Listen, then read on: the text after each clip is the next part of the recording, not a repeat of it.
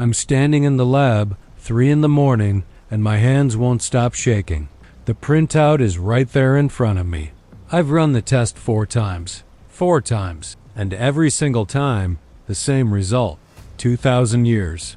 This thing inside the shark, this fragment, this whatever it is. It's been there for 2,000 years, and the shark is alive.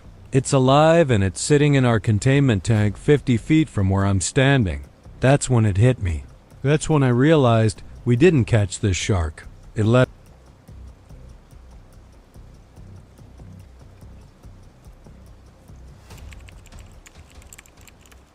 Hey, what's going on, everyone? Welcome back to the channel. Now today's story is one that I've been sitting on for a while because honestly, I wasn't sure how to even approach it. This comes from a marine biologist who reached out to me anonymously about 8 months ago.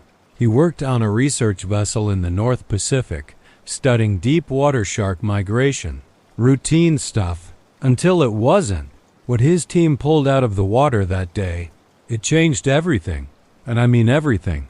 Now I've covered a lot of stories on this channel. Strange things, unexplained things.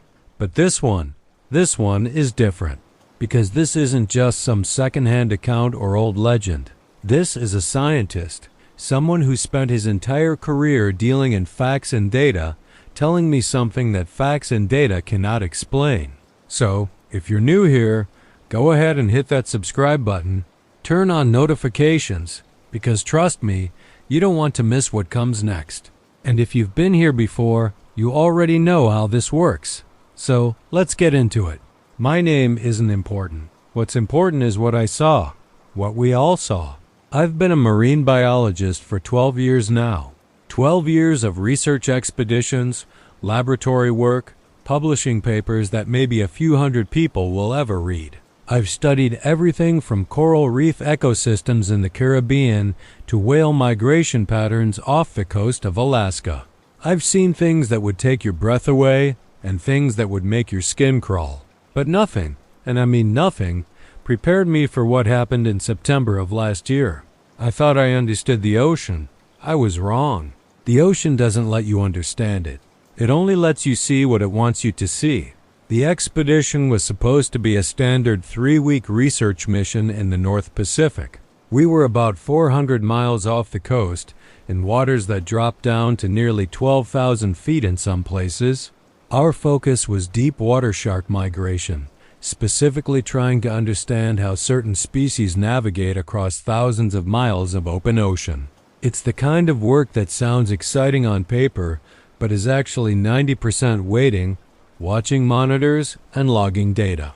The vessel was called the Meridian, a 120-foot research ship operated by a private oceanographic institute. I'd worked on her twice before. Good ship. Reliable crew. Everything about this trip felt routine. I remember thinking on the first day out that this would be a quiet one. Just another few weeks of work, then back home to write up the findings. That thought feels almost funny now. Our team was small but experienced. Dr. Sarah Chun was our lead researcher, a woman in her 50s who had been studying shark behavior for longer than I'd been in the field. She was sharp, no nonsense. The kind of scientist who didn't tolerate sloppy work or unfounded speculation. If Sarah said something was true, you could take it to the bank. Then there was Marcus Webb, our equipment specialist and dive coordinator. Big guy, former Navy, had this calm demeanor that made you feel like nothing could go wrong as long as he was around. He'd seen combat, he'd seen storms, he'd seen equipment failures in the middle of the ocean. Nothing fazed him. Or at least, that's what I thought at the time. Rounding out the core team was Elena Vasquez, a younger researcher, maybe late 20s, who specialized in marine genetics. She was quiet, kept to herself mostly, but brilliant. The kind of person who could look at a DNA sequence and tell you things that would take the rest of us weeks to figure out. The first few days were exactly what you'd expect. We deployed tracking buoys, collected water samples, monitored the sonar for any sign of the sharks we were hoping to tag. The weather was calm, almost eerily so. The Pacific can be brutal that time of year, but we had clear skies and gentle swells. Sarah joked that we must have done something right in a past life. We worked in shifts, ate together in the small galley below deck, talked about our families, our past expeditions, the usual stuff. Marcus told stories about his Navy days. Elena mostly listened, occasionally adding a dry comment that would make everyone laugh. It felt like a team. It felt like we'd known each other for years, even though some of us had only met a week before departure. That's how it works on these ships. You bond fast. You have to. By day 5, we had tagged 2 blue sharks and 1 mako, all healthy specimens exhibiting normal behavior. The data was clean, the equipment was functioning perfectly, and we were right on schedule. I remember sitting on the deck one evening, watching the sun go down over the water, thinking about how lucky I was to have this job. Most people never get to see the ocean like this. They see beaches, they see waves from the shore, maybe they take a cruise and look out at the horizon. But they don't see this. They don't see the way the light changes when you're hundreds of miles from land, the way the water seems to breathe, the way the silence out here is different from any silence you've ever known. It's not empty. It's full. Full of things you can't see, can't hear, can't understand. I've always found that beautiful. Now, I find it terrifying. On day 6, we started picking up something unusual on the sonar. At first, we thought it was a whale, maybe a sperm whale diving deep. The signature was larger than any shark we'd been tracking, and it was moving slowly at around 800 meters down. Sarah wanted to keep monitoring it, see if it would surface. Marcus suggested we try to get a visual with a deep water ROV, but the thing was moving just fast enough to stay out of range. Elena ran some calculations and said whatever it wasn't behaving like any marine mammal she'd seen. The movement pattern was wrong, too deliberate, too controlled. We logged it as an unknown contact and kept watching. None of us were worried. We'd seen plenty of unknown contacts before. The ocean is full of things we haven't cataloged yet. That's kind of the whole point of doing this work. By the evening of day 7, the contact was still there. Same depth, same slow movement, but now it seemed to be circling. Not around the ship exactly, but around the general area where we'd been operating. Sarah didn't like it. I could see it in her face. The way she kept going back to the sonar station. The way she'd stare at the screen and say nothing. Marcus asked her what she thought it was. She said she didn't know. And that was the thing about Sarah. She always knew. In 12 years, I'd never seen her unable to identify something, at least in general terms. Whale, shark, squid, whatever. She could always make an educated guess. But this time, she just stood there, watching that blip on the screen, and said nothing. That night, I didn't sleep well. I told myself it was just the coffee. I told myself it was nothing. Now, I want you to remember this moment. Everything calm. Everything routine. A team of experienced scientists on a well-equipped ship doing work they'd done dozens of times before. Nobody was scared. Nobody thought anything was wrong. Maybe a little curious about the unknown contact, sure, but that's part of the job. You see strange things, you investigate, you figure them out. That's what scientists do. But here's the thing about what's coming next. None of them saw it coming. Not Sarah, with all her experience. Not Marcus, with all his training. Not Elena, not me, not anyone. What was circling beneath that ship, 800 meters down in the black water, was something that none of us could have possibly prepared for. And it was getting closer. It was day 8 when everything changed. I was in the lab, reviewing tissue samples from one of the sharks we'd tagged earlier, when the sonar alarm went off. Now, we'd set it to trigger whenever something large came within a certain range of the ship, mostly so we wouldn't miss any tagging opportunities. It had gone off maybe 3 or 4 times during the trip, always for whales passing through. But this time, Marcus came running down the corridor with a look on his face I'd never seen before. He told me to get up on deck immediately. He didn't explain why. He didn't have to. The way he said it, the urgency in his voice, told me everything I needed to know. Something was happening. Something big. By the time I got topside, Sarah and Elena were already at the stern, staring at the water. The sonar was showing a contact at 200 meters and rising fast. Too fast. Whatever this thing was, it was coming up from the deep like it had somewhere to be. Marcus started prepping the capture equipment, the heavy-duty lines and nets we used for larger specimens when tagging wasn't an option. Sarah told him to wait, to let it surface first so we could see what we were dealing with. But the contact kept rising. 150 meters. 100. 75. And then, maybe 50 feet off the port side, the water started to change. It got darker, like something massive was blocking the light from below. Elena grabbed my arm. I don't think she even realized she was doing it. It surfaced slowly. Not the way sharks usually surface, with that sudden burst of movement, that predatory energy. This was different, deliberate, controlled, like it wanted us to see it. The first thing I noticed was the size. It was big, maybe 18 feet, which isn't unheard of for certain species. But the shape was wrong. The proportions were off in ways I couldn't immediately articulate. The dorsal fin was too far back. The pectoral fins were too long, almost wing-like. And the head was broader than it should have been, flattened in a way that reminded me of something prehistoric. Sarah whispered something under her breath. I didn't catch what she said. I don't think she was talking to any of us. I think she was talking to herself, trying to make sense of what she was seeing. Marcus asked if we should deploy the net. Sarah didn't answer right away. She just stood there, watching the thing circle the ship. It moved slowly, almost lazily, like it had all the time in the world. Like it was studying us the same way we were studying it. Finally, Sarah nodded. She said we needed to get a closer look, take some samples, figure out what species this was. Standard procedure. Except nothing about this felt standard. Marcus and I worked the lines while Elena prepped the sampling equipment. The net went into the water, and we waited for the shark to fight, to thrash, to do what sharks do when they feel trapped. But it didn't. It just swam into the net like it was the most natural thing in the world. Like it had been waiting for an invitation. Getting it on deck took all four of us, plus two of the ship's crew. The thing was heavy, heavier than it should have been for its size.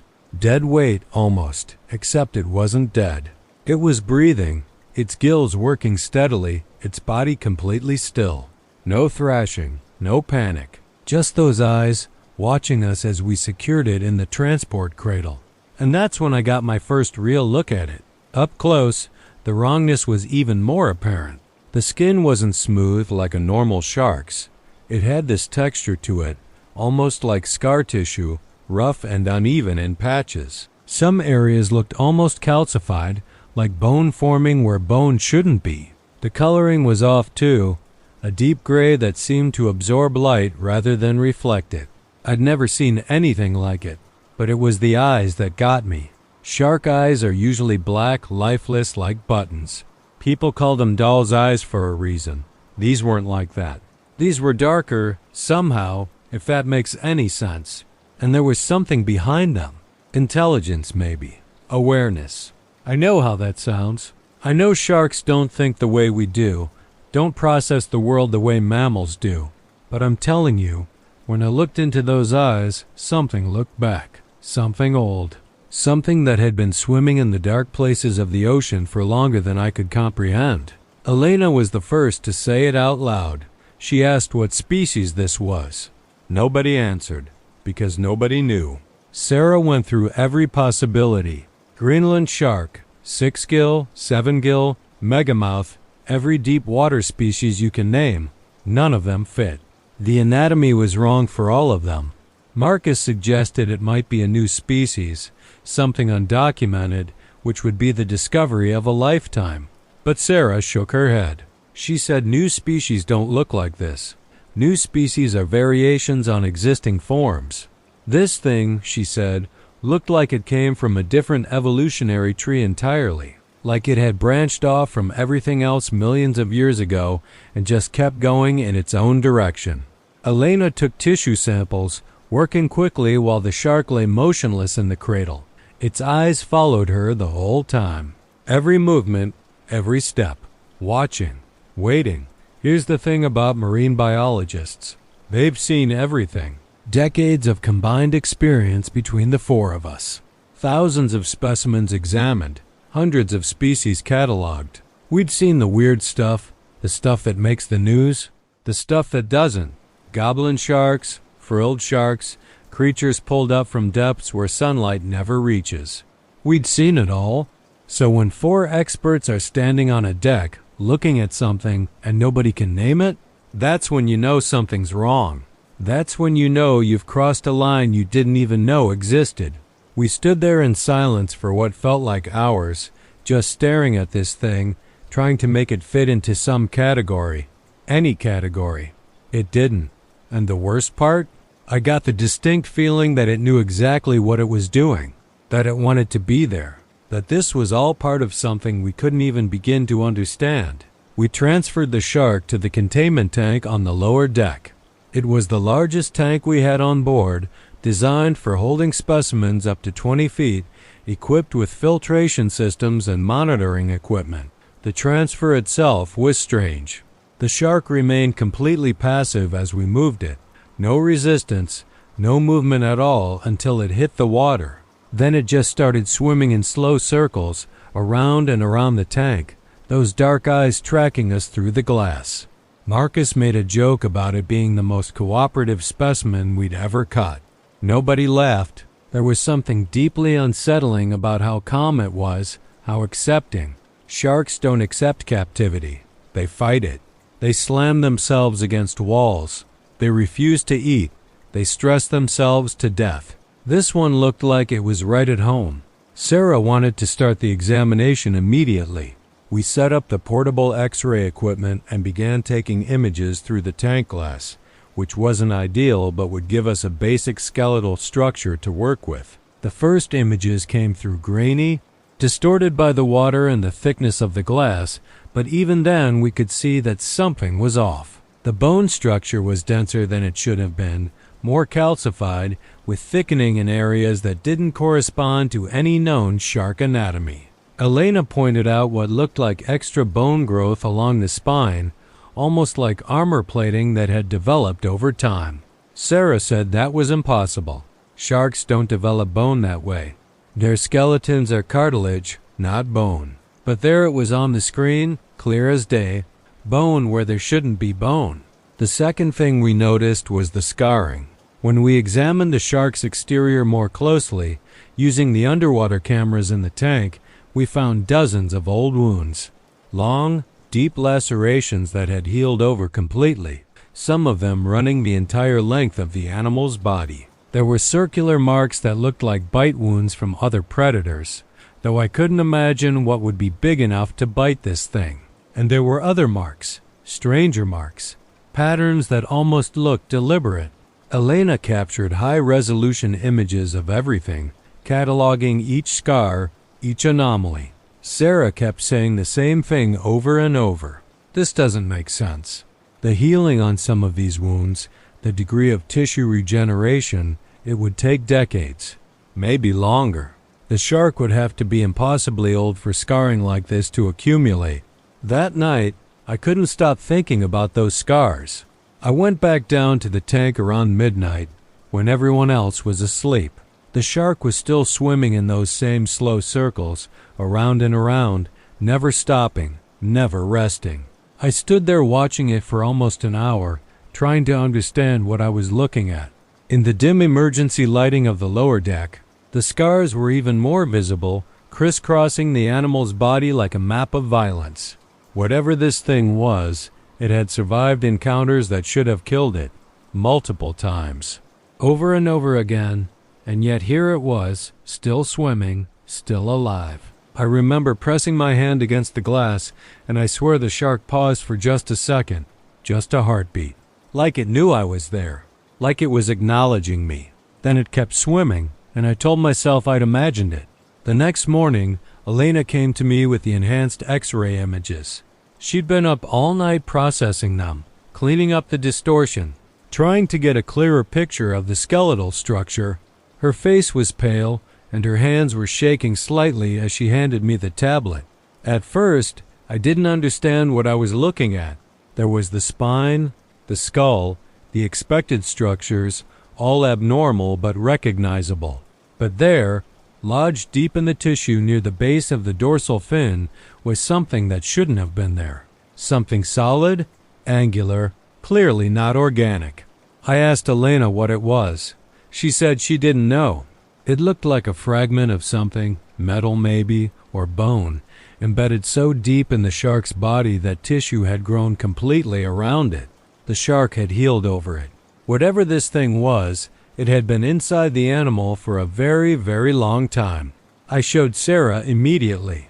She stared at the image for a long time without saying anything, zooming in, adjusting the contrast, trying to get a better look at the object. It was maybe 4 inches long, roughly triangular, with what looked like a jagged edge on one side. The tissue around it was dense with scar material, layer upon layer of healed flesh, like the shark's body had been trying to wall it off for years, decades, maybe longer. Marcus suggested it could be a piece of fishing equipment, a hook or a gaff that had broken off at some point. But Sarah shook her head. The depth of the embedding, the degree of tissue integration, this wasn't recent. This wasn't even old by normal standards. This was ancient. She said we needed to extract it. We needed to know what it was. The extraction was risky. We'd have to sedate the shark, bring it partially out of the water, and perform what amounted to minor surgery on a wild animal of unknown species. Any number of things could go wrong. The shark could react badly to the sedative. The wound could become infected. We could damage something vital and kill the specimen before we learned anything useful. But Sarah was insistent. She said that object was the key to understanding what we were dealing with. If we could date it, analyze its composition, figure out where it came from, we might be able to piece together this animal's history, Elena agreed. Marcus had reservations, but he deferred to Sarah's judgment. She was the lead researcher. It was her call. We scheduled the extraction for the following morning when we'd have the best light and the most energy. None of us slept well that night. I think we all knew on some level that we were about to cross a threshold we couldn't come back from. Okay, I need you to pay close attention from this point on. Everything up until now, the strange behavior, the unusual anatomy, the ancient scarring, all of that could potentially be explained. Rare, yes. Unprecedented maybe. But within the realm of biological possibility, what they were about to find inside that shark, that's where the story stops being weird and starts being impossible. Because when they extracted that fragment, when they ran the tests and got the results back, everything they thought they knew about this animal, about the ocean, about what's possible in the natural world, all of it went out the window. And there was no going back. There was only forward, deeper into something none of them were prepared for. The sedation went smoother than expected.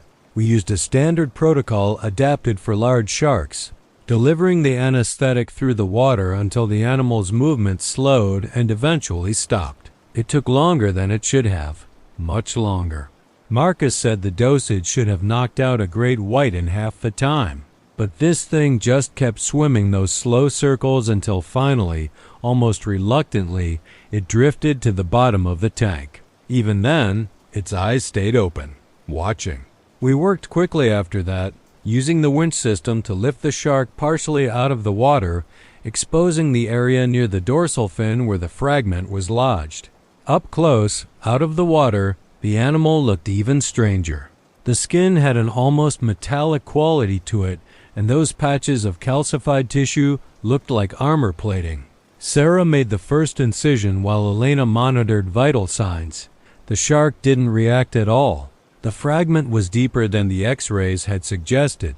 Sarah had to cut through nearly 3 inches of tissue to reach it, layer after layer of scar material that had built up over time. The flesh around the object was discolored, darker than the surrounding tissue, almost black in places. Elena said it looked like the body had been trying to reject it for years, building up defenses around it, walling it off from the rest of the system, but it had never succeeded. The fragment had stayed right where it was, lodged against the spine, immovable. When Sarah finally got her forceps around it and pulled, there was this sound, this wet sucking noise that I'll never forget. The shark's body didn't want to let it go. But Sarah was persistent. She always was. One final pull and it came free. We all gathered around as Sarah placed the fragment in a sterile tray. It was smaller than I'd expected, maybe 3.5 inches long, triangular in shape with one edge that was clearly serrated. The material was dark, almost black, covered in biological residue but obviously not organic. Marcus was the first to say what we were all thinking. It looked like a weapon. More specifically, it looked like the tip of something, a spear or a harpoon, that had broken off inside the shark's body. The serrated edge would have made it impossible to remove, designed to go in and stay in, designed to kill. Except it hadn't killed this shark. The shark had survived, healed around the wound, and kept swimming for God knows how long with his thing buried inside it. Elena cleaned the fragment carefully, removing the tissue residue to get a better look at the material underneath. It wasn't metal, at least not any metal I recognized. It looked almost like obsidian volcanic glass, but the texture was wrong, and obsidian doesn't survive in salt water for extended periods. There were markings on the surface, faint grooves that could have been decorative or functional. It was impossible to tell. Sarah held it up to the light, turning it over in her hands, and I saw something change in her expression. She'd spent 30 years studying marine life, 30 years being the person who always had an answer. But right then, holding that fragment, she looked lost. She looked scared. She said we needed to date it. We needed to know how old this thing was. Elena nodded and started preparing the equipment for carbon-14 analysis. None of us said what we were really thinking. None of us wanted to. The wait for the results was excruciating. Carbon dating isn't instantaneous, especially with the portable equipment we had on board. Elena worked through the night, running the sample through every test she could think of, calibrating and recalibrating to make sure the readings were accurate. I tried to sleep but couldn't. I kept thinking about that fragment, about those markings on the surface, about who might have made it and when. I kept thinking about the shark in the tank below, still sedated, still breathing, still alive despite everything. Around 4 a.m, Elena came to find me. Her face was white as a sheet. She said I needed to see this. She said everyone needed to see this. I followed her to the lab where Sarah and Marcus were already waiting. The results were on the screen, and they didn't make any sense. The carbon dating came back at approximately 2,000 years. 2,000 years. I remember reading the number over and over, waiting for it to change, waiting for some error message to pop up, but it didn't change. The fragment lodged inside that shark, the fragment that the shark's body had healed around completely, was 2,000 years old. Sarah said that was impossible. She said the test must be contaminated. She ran it again herself, starting from scratch with a fresh sample from the fragment. We waited another 3 hours. The second result came back the same. 2,000 years, give or take a margin of error that didn't matter because even at the lowest estimate, we were talking about an object older than most of recorded history. Elena sat down heavily on the lab bench. Marcus just stood there, staring at the screen. Nobody spoke for a long time. Sarah tried to rationalize it. She said maybe the fragment had been on the ocean floor for centuries before somehow becoming embedded in the shark. Maybe there was some unknown preservation mechanism we didn't understand. Maybe the dating method itself was flawed when applied to this type of material. But none of those explanations held up. The tissue integration around the fragment was too complete, too seamless.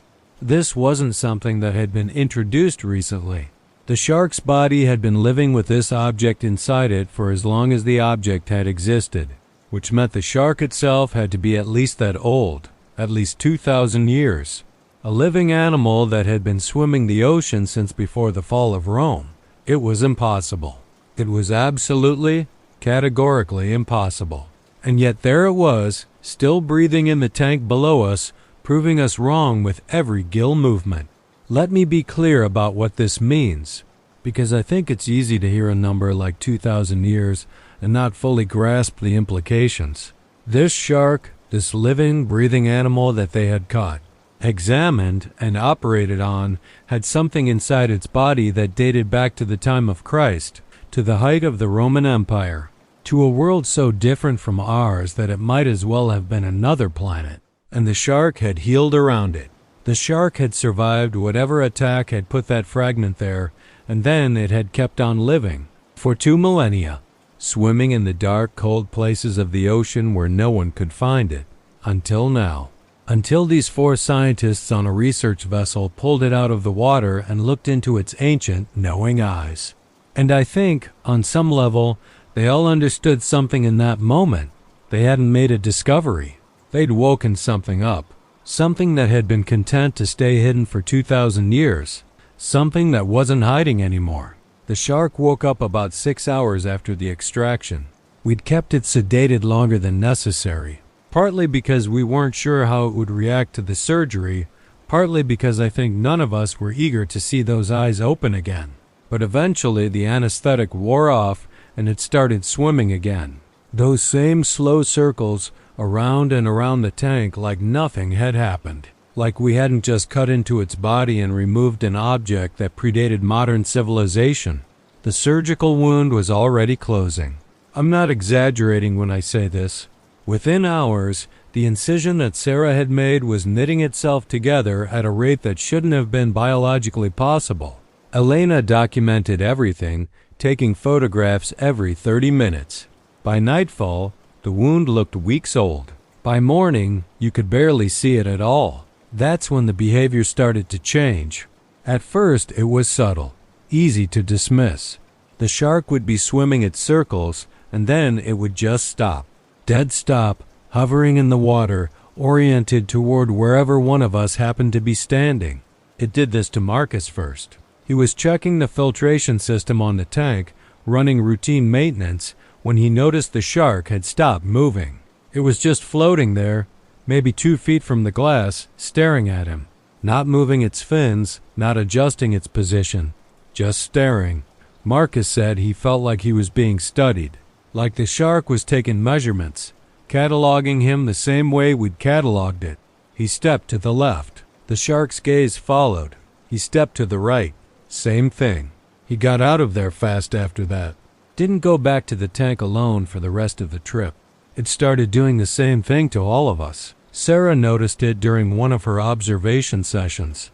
That sudden stillness, those ancient eyes locking onto her through the glass. Elena experienced it while collecting water samples from the tank. Even the ship's crew, people who had nothing to do with the research, reported feeling watched when they passed through the lower deck. But here's the thing that really got to me. It didn't do this randomly. It seemed to choose when to watch and who to watch. Sometimes I'd go down there and it would just keep swimming, ignoring me completely.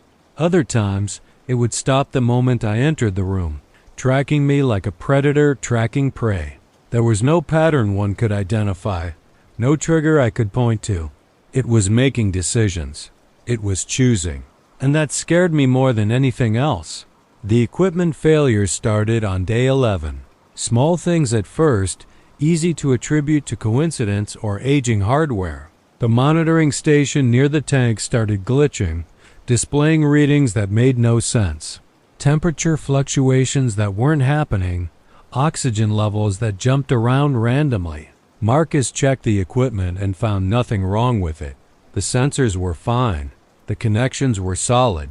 But every time we got within about 10 feet of the tank, the readings went haywire. Elena brought her laptop down to record some observations, and the thing crashed 3 times in 20 minutes. She'd never had a problem with it before. The radio in the corridor outside the tank room started picking up static bursts of white noise that would come and go without any apparent cause. The captain said it was probably atmospheric interference, but it only happened in that one corridor near that one room, nowhere else on the ship. Then came the dreams. Elena was the first one to mention it. She pulled me aside on day 12, looking like she hadn't slept in days, and asked if I'd been having nightmares. I hadn't, Not yet, so I said no. She hesitated, like she wasn't sure she should continue, then told me what she'd been experiencing. Every night since the extraction, she'd been dreaming about water. Dark water, deep water, the kind of absolute blackness you find at the bottom of the ocean where no light ever reaches. And in the dreams, she wasn't alone. Something was down there with her. Something huge, circling just beyond the edge of visibility, getting closer with each pass. She never saw it clearly, but she felt it. She said she could feel it looking at her, even in the dream, the same way the shark looked at her through the glass. She woke up every night drenched in sweat, heart pounding, absolutely certain that something had been in the room with her. I thought she was just stressed. We all were. The discovery, the impossible dating results, the pressure of figuring out what to do next, it was taking a toll on everyone. But then Marcus came to me with the same story. Dark water, something circling, the feeling of being watched from the deep. He's a former Navy man, tough as they come, and he looked genuinely shaken. Said he'd done combat tours and never had dreams like this. Sarah admitted she'd been experiencing something similar, though she tried to rationalize it as anxiety manifesting in sleep. 3 out of 4 of us, all having the same dream, all starting after we'd extracted that fragment from the shark. That's not stress. That's not coincidence. I started sleeping with the lights on after that. It didn't help. On night 13, the dreams came for me too, and they were exactly like the others had described. Dark water, something circling, something waiting. The tension on the ship became unbearable. Nobody wanted to go near the tank anymore, but someone had to monitor the specimen. Someone had to maintain the equipment. Someone had to keep doing the job we'd come here to do. We started working in pairs, never alone, never staying in that lower deck room longer than absolutely necessary. The crew avoided us, avoided that whole section of the ship. I overheard 2 of them talking about bad luck, about cursed catches, about old sailor superstitions that suddenly didn't seem so superstitious anymore. Sarah tried to keep everyone focused on the science. She said we needed to document everything, that this was still a research mission, that whatever was happening had a rational explanation we just hadn't found yet. But I could see the doubt in her eyes. She didn't believe it any more than the rest of us. We were 400 miles from land, trapped on a ship with something we didn't understand. And it was doing something to us, changing us. I could feel it. Now look, I'm not here to tell you this is supernatural. I know how this sounds. Sharks that watch you, equipment that fails for no reason, shared nightmares about dark water. It sounds like a horror movie.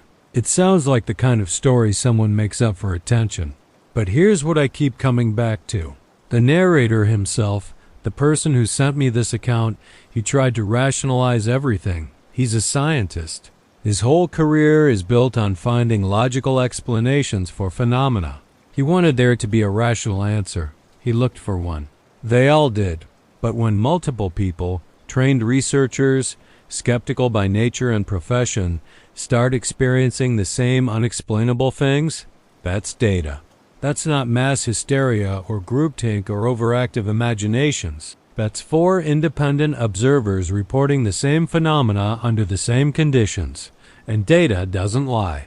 Whatever was happening on that ship, whatever that shark was doing to them, it was real.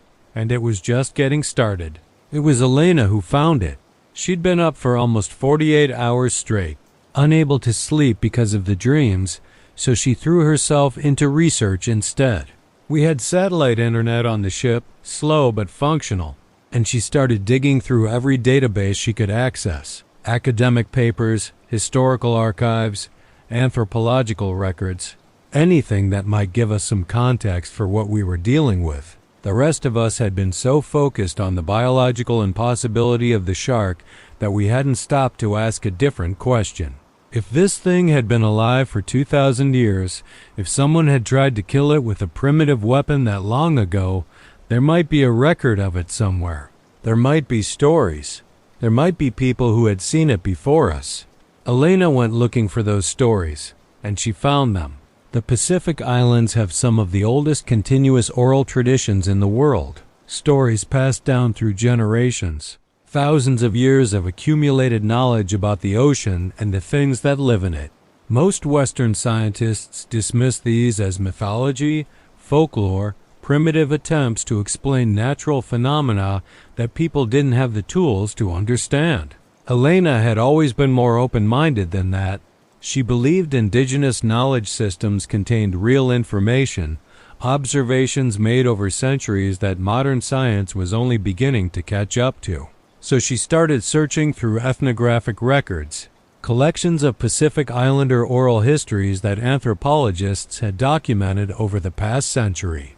Most of it was irrelevant: creation myths, fishing traditions, navigation techniques. But then she found a reference that made her blood run cold.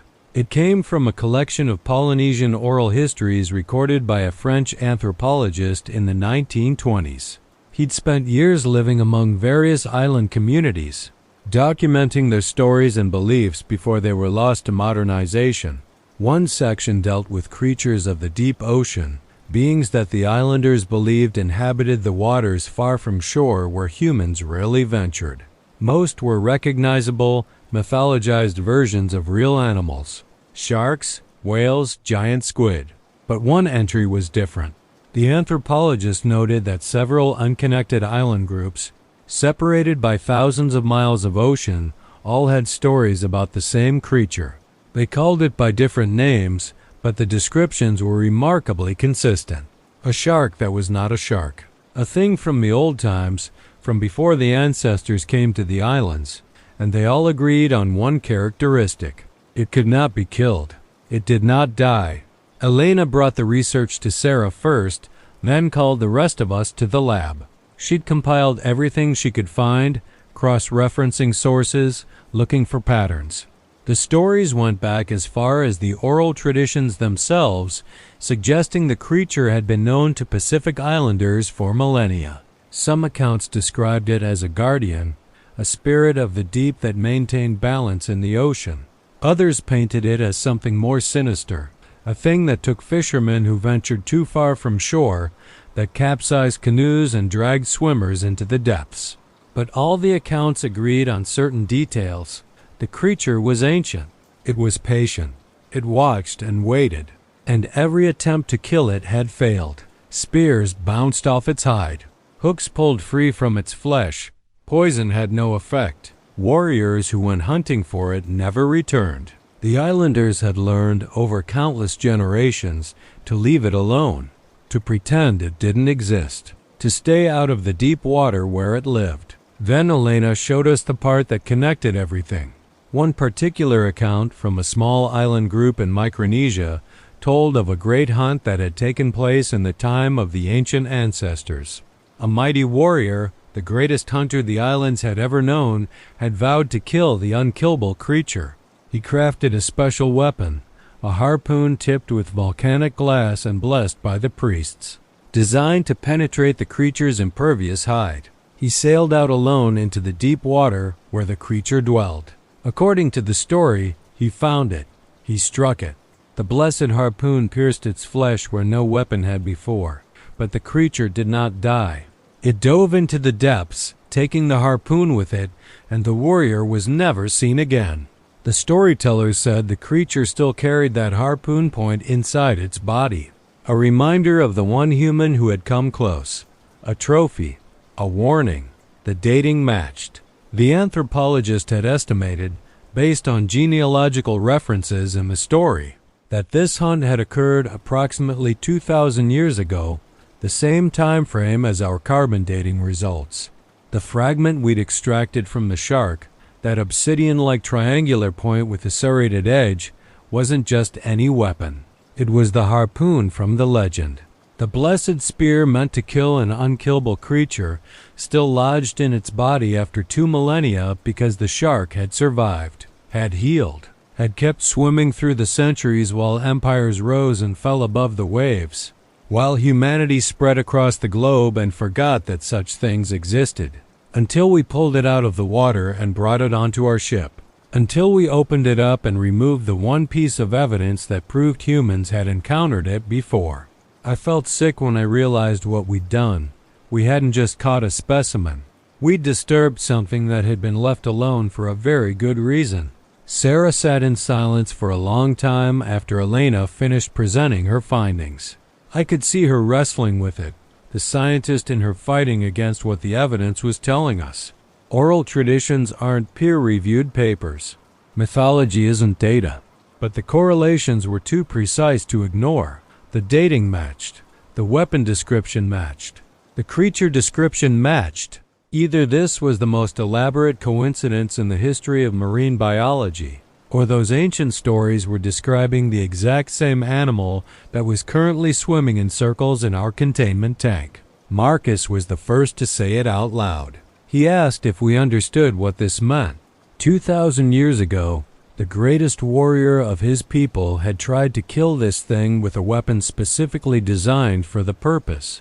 Blessed by priests, the culmination of everything those ancient people knew about hunting and killing. And he had failed. The creature had survived. And now here we were, 4 scientists on a research vessel with nothing but our instruments and our hubris. What exactly did we think we were going to do that he couldn't? 2,000 years ago, someone looked at this creature and decided it needed to die. Maybe they'd lost people to it. Maybe they understood something about it that we don't.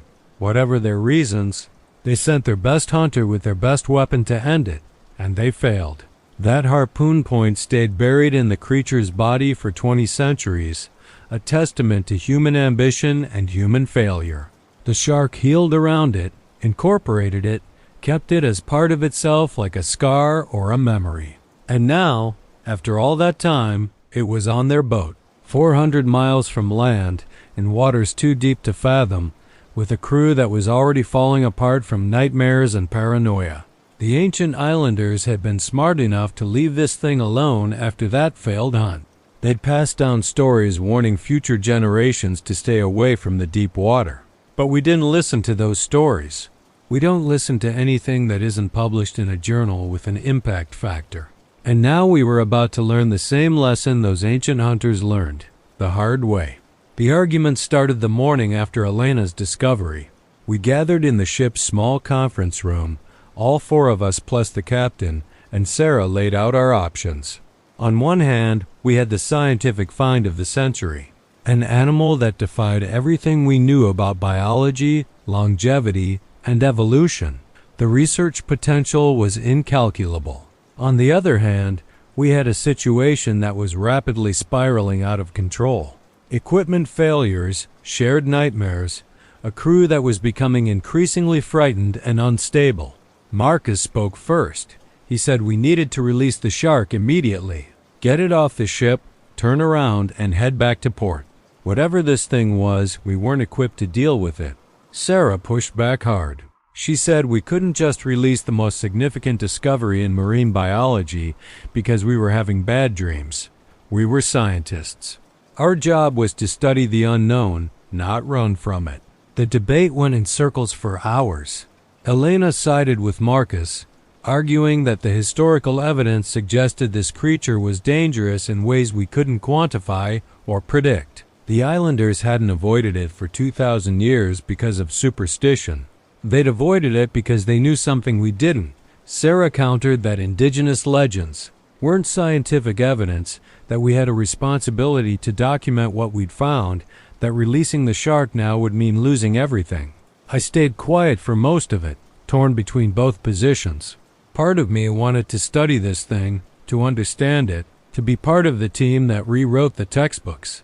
But another part of me, a growing part, just wanted to get as far away from it as possible. Every minute we spent arguing, I could feel that thing in the tank below us, waiting, listening. I know that sounds paranoid, but I wasn't the only one who felt it.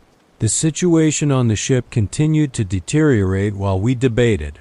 2 more crew members reported the nightmares, dark water and circling shapes, the same images that had been plaguing the research team. The navigation system started acting erratically, displaying coordinates that jumped around without explanation. The cook refused to go into the food storage area because he said he could hear something moving in the walls, a low vibration that shouldn't have been there. The captain was losing control of his crew, and I could see the fear in his eyes every time he looked at us, the people who had brought this thing onto his ship. He didn't say it outright, but I knew what he was thinking. He wanted it gone.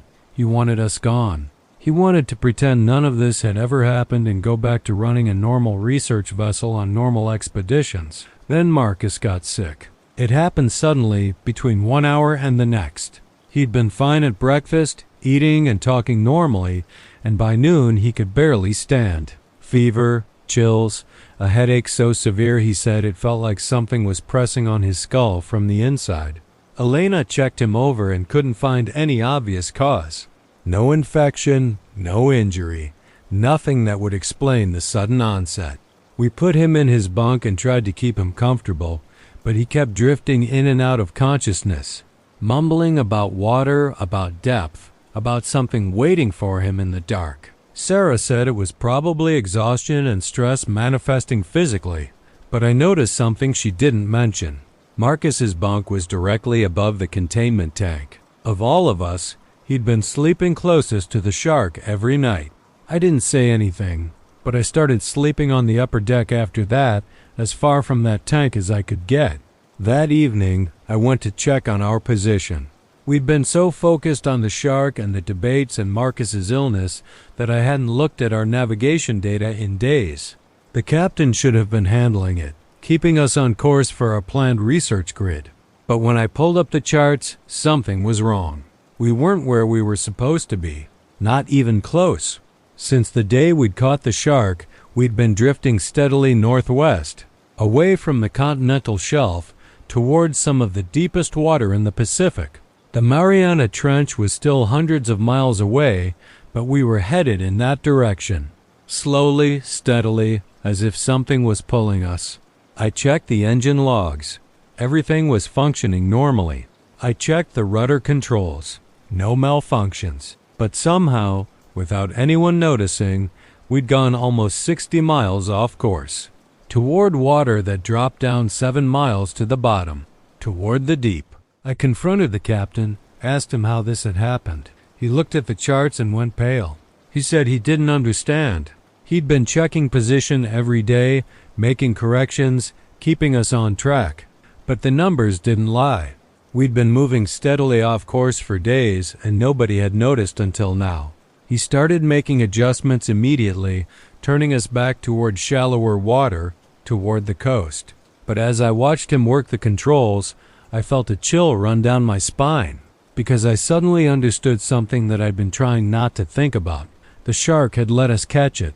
It had cooperated with the capture, with the transfer, with the surgery. It had watched us and studied us and sent us nightmares. And all the while, we'd been sailing steadily toward the deepest water on Earth. This wasn't a coincidence. This wasn't equipment failure. The shark wanted to go home, and it was taking us with it. I called an emergency meeting that night. Sarah, Elena, the captain, everyone except Marcus, who was still delirious in his bunk. I told them what I'd found, what I suspected, what I believed was happening.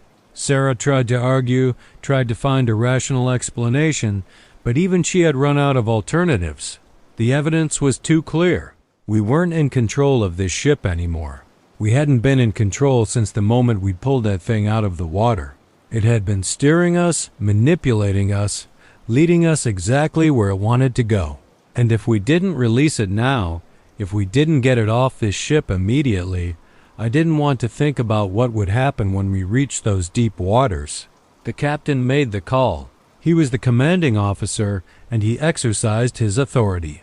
We would release the shark at first light. Whatever scientific opportunity we were losing, it wasn't worth the lives of his crew. Sarah protested, but she was overruled. The decision was final. We were letting it go. And this is the part that still keeps me up at night, because as I lay in my bunk that night, waiting for dawn, unable to sleep despite my exhaustion, I asked myself a question that I couldn't stop thinking about. We'd made a decision.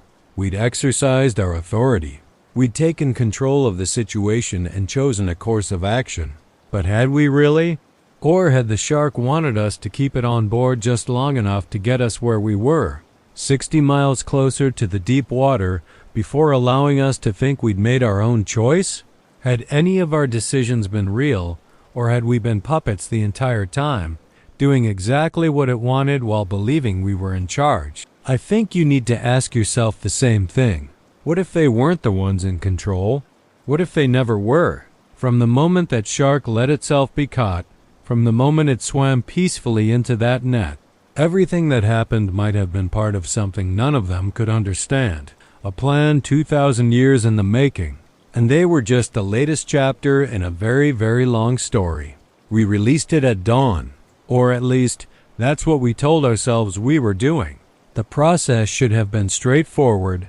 Open the tank's sea gate, let the water pressure equalize, allow the shark to swim out on its own.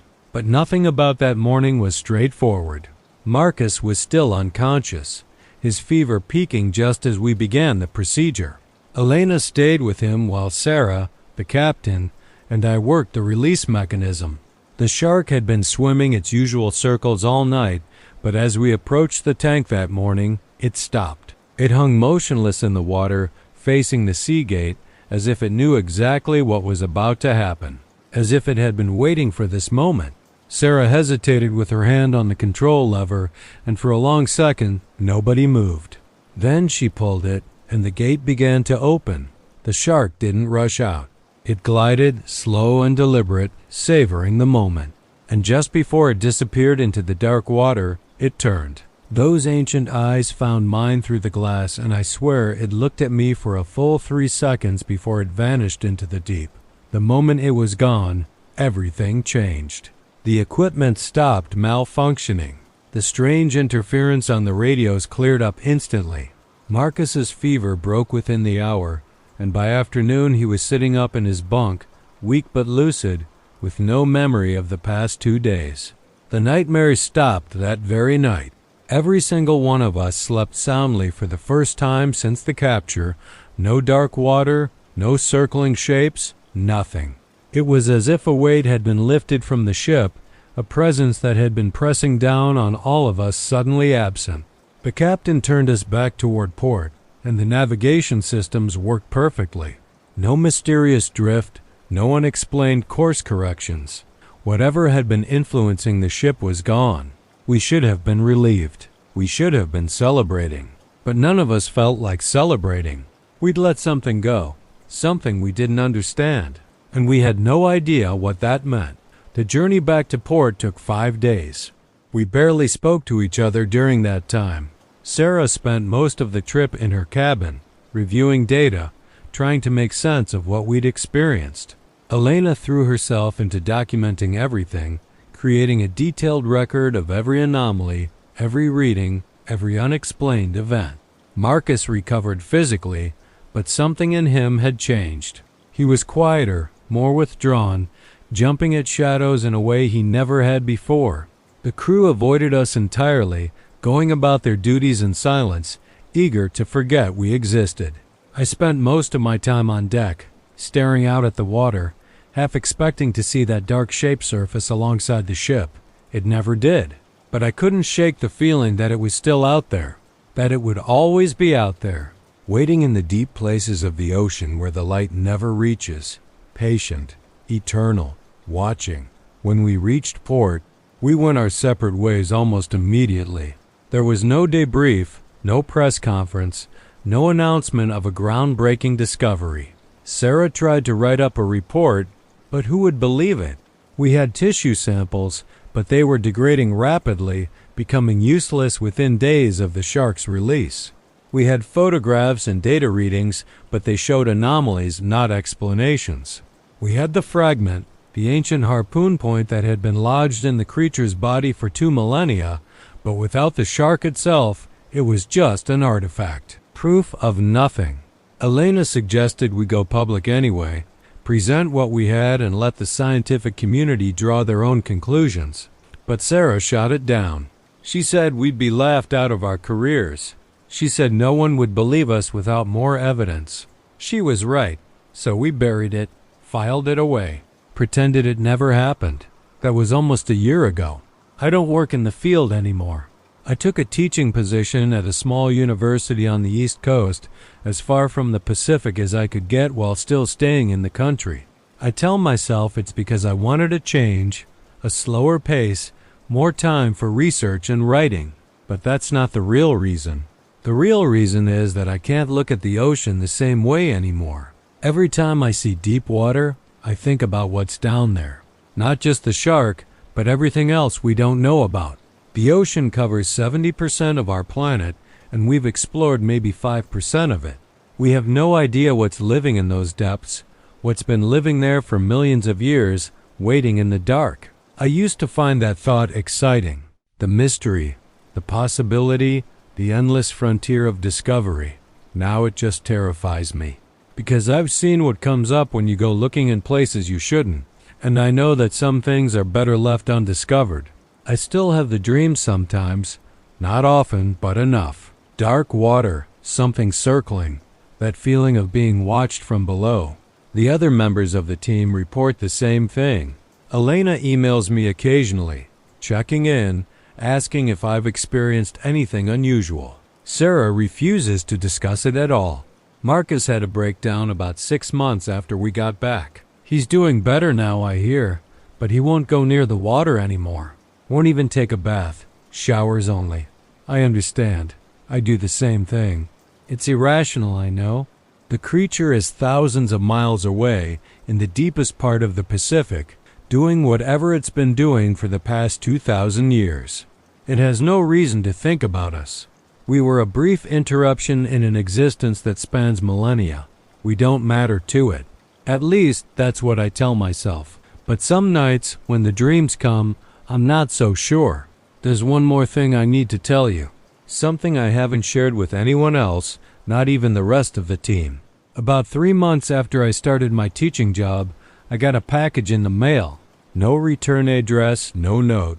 Just a small cardboard box with my name on it. Inside, wrapped in tissue paper, was a shark tooth. But not just any shark tooth. It was huge, almost 5 inches long, black as obsidian, with the same strange texture as the creature's skin. I'd never seen a tooth like it before. I'd never seen a tooth from our shark at all. We'd never had a chance to examine its mouth that closely. But I knew, the moment I saw it, where it had come from. I knew what it meant. A message. A reminder. Maybe a warning.